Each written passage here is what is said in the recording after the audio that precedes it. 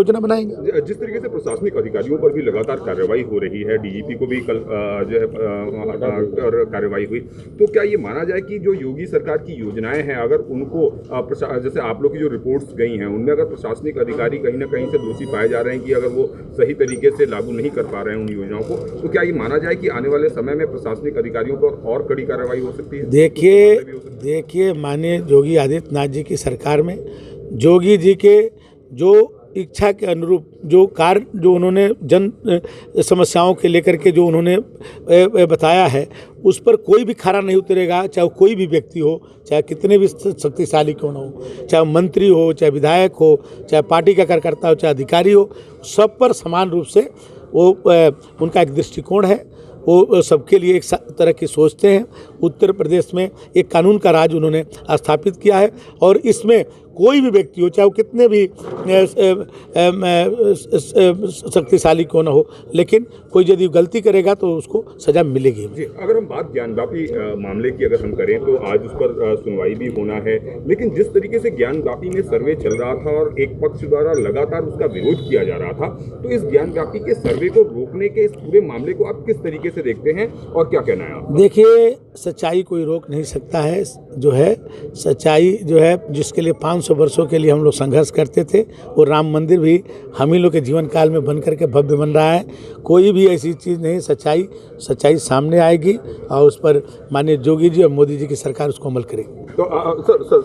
दूसरा सवाल ये है कि जिस तरीके से कुतुब मीनार से लेकर और ताजमहल तक पर भी जो है सवाल उठना शुरू हो गया है और ये कहा जा रहा है कि वहाँ जो 20-22 कमरे हैं और तहखाने हैं उनको खोला जाए, क्योंकि वो तेजो महल जो हुआ करता था, उस पर क्या कहेंगे ताजमहल के मामले पे? देखिए, ये सब तो जो है जांच का विषय है और जांच में जो सही होगी,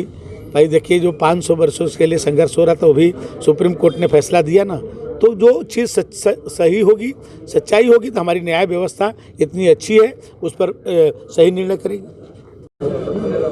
जी, अगर हम बात करें तो लगातार मंत्री जो हैं उनको हर जनपदों में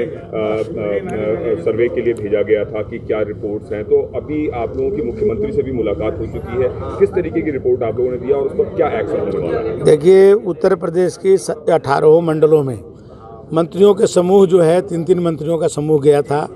ग्राउंड रिपोर्ट जो है हम सबको देना था। सरकार की जो जनोपयोगी योजनाएं हैं उसका धरातल पर किस तरह से कार्यान्वित हो रहा है,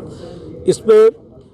पारदर्शिता है कि नहीं है, ये सभी बिंदुओं को लेकर के हम लोग जो है गए थे। हम भी बस्ती, सिद्धार्थनगर और खलीलाबाद, संत कबीर नगर जनपद में मैं भी गया था और उसकी रिपोर्ट हम लोगों ने बना करके, जो जैसे अभी बाढ़ आने वाली है, 15 जून से पहले जो बाढ़ की जो योजनाएं हैं, जो परियोजनाएं पूरी हो रही हैं कि नहीं हो रही हैं, काम किस प्रगति पर है, महिलाओं के लिए जो थाने में हेल्प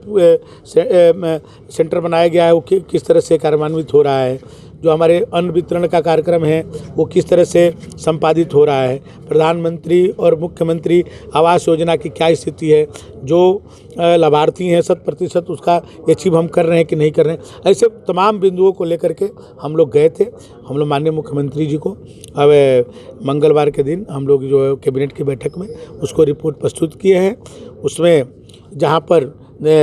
कुछ दिक्कतें थीं, जो परियोजनाएं अभी धीमी गति से चल रही हैं, उसको भी तेज़ी लाने के लिए हम लोगों ने कहा है। जहाँ कानून व्यवस्था का कहीं बात आई है उसकी भी बात हम लोगों ने अवगत कराए हैं। तो सभी चीज़ों को, और मैं कह सकता हूँ कि जो जन उपयोगी योजनाएं हैं वो नीचे में बहुत ही सही ढंग से कार्यान्वित हो रही हैं। हम लोग एक लाभार्थियों को गांव में जाके हम लोग 20 की सूची मांगते थे, उसमें हम लोग की इच्छा होती थी कि हम लोग किस गांव में जाएं, किस व्यक्ति से मिलें, और उस व्यक्ति से हम लोग मिले और लोगों ने कहा कि 100% जो योजनाएं थी वो पूरी हो रही हैं। जो प्रधानमंत्री आवास योजना, मुख्यमंत्री आवास योजना या अन्न वितरण का जो महीने में 2 बार हो रहे हैं, वो ये सभी चीज़ें पारदर्शिता से हो रही हैं। मुख्यमंत्री जी ने पहली बार लोगों को एहसास कराया कि सरकार जनता के द्वार,